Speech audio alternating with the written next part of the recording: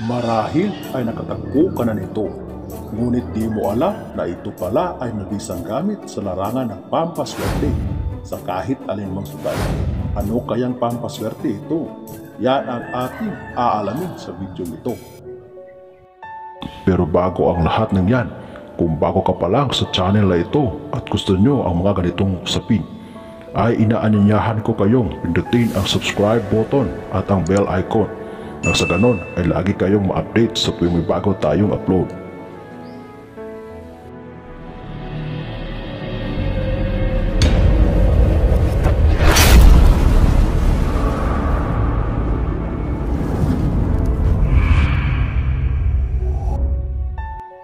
Isa ito sa mabisang paraan para ikaw ay swertihin.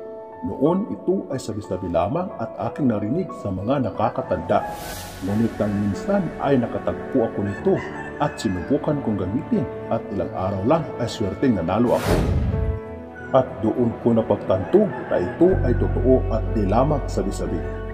Pwede ito ilagay sa iyong wallet at dalhin palagi sa mga sugalan at bawal ito dalhin sa mga lamay. Mabisa rin itong pang-akit ng mga customers kung ikaw ay may tindahan. Ilagay lamang ito sa iyong lagayan ng pera o cash box. Ang aking tinutukoy na pampaswerte ay ang itlog ng gagamba. Maghanap lamang po ng gagamba na gaya ng nasa ating video. Kadalasan ay makikita ito sa ating pamamahay lamang. Kapag nakakita ka na nito ay kunin ang itlog na daladala nito at biyakin o buklatin ito at tignan kung ito ba ay may numero sa loob.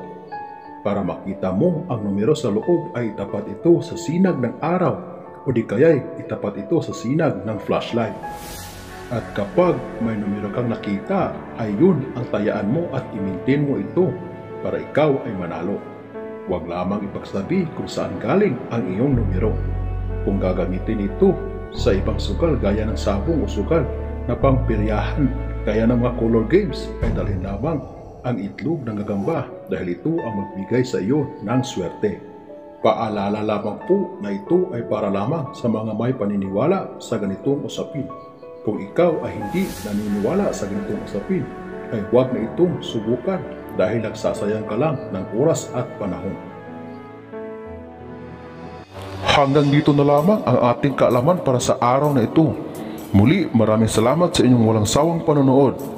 God bless us all.